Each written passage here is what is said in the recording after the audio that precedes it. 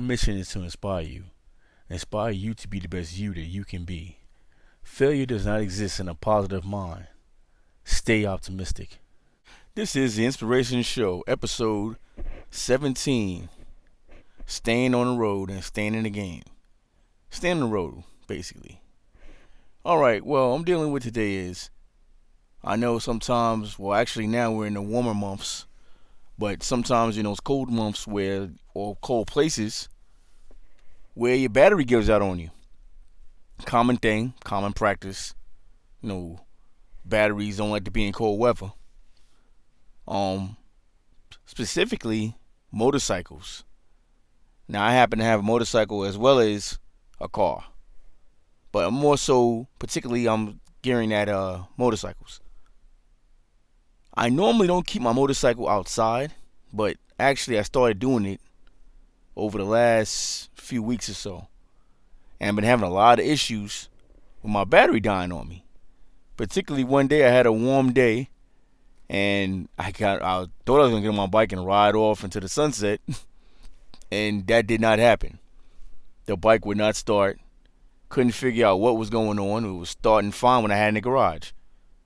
So I jumped it with my regular cables that I use for my car. Came right on. I was able to go. When I got where I was going, it died again because I parked outside. So then I came to figure out, I believe there's something going on with either the battery or maybe it's something internally. Well, come to find out, it was the battery. And due to the temperature, because for whatever reason, bikes don't like to be out in the cold. Now, I know some people are going to go against me and say that, they believe that you can ride a bike in any temperature, which you can. You can ride a bike in any temperature. But they don't seem to like to be out in the cold.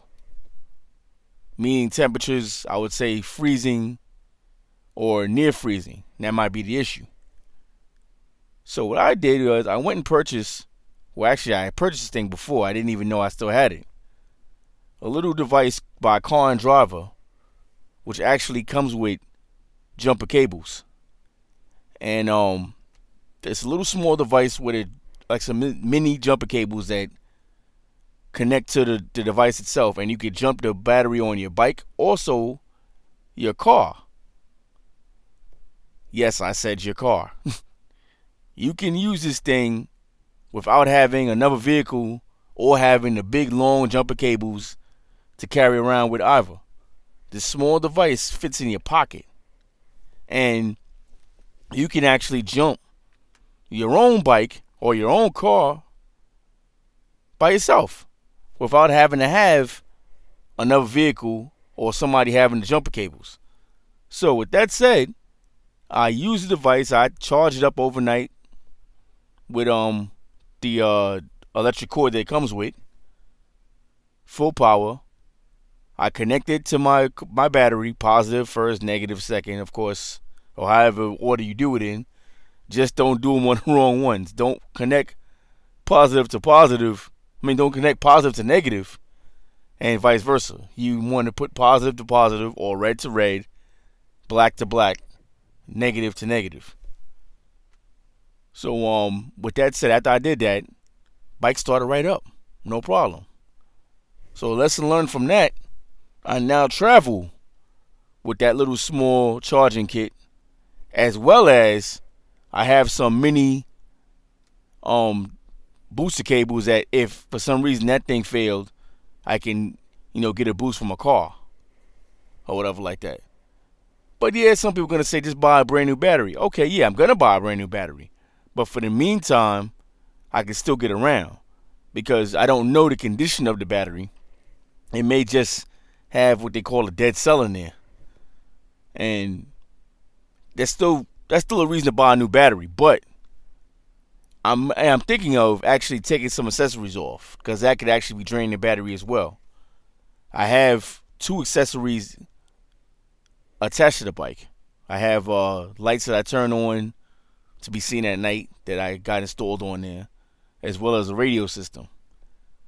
I'm thinking of taking both of them off, so the bike cannot, lose that much power with those things off. I do have what they call a kill switch which even with the kill switch, it still seems like for whatever reason, the kill switch is not even doing 100% what it's supposed to do, is kill the power to the battery when it's not in use.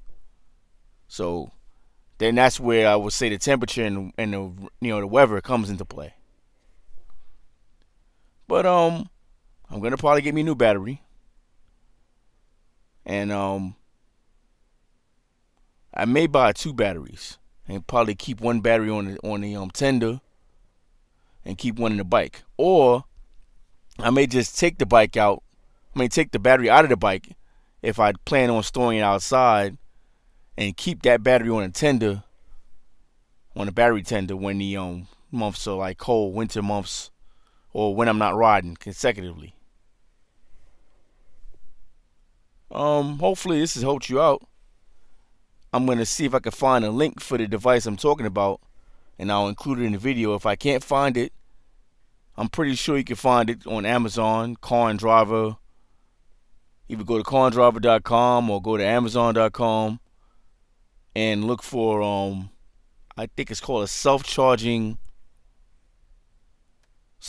device for automobiles and was it motorsport craft, motorcycles, anything. It can charge anything that has a battery. Pretty much this device can charge it. I've tried it on my big truck as well as my motorcycle, and charge right on up, no problem. The only thing you got to do is just keep it plugged up. Well, not to keep it plugged up, but when it goes down, when the handheld device is when the power in that is down, you gotta recharge that to get it back up. But other than that, you should never have an issue. Okay, and as usual, like, share, comment, subscribe, and stay tuned for more shows. Hopefully this one has been a help to you.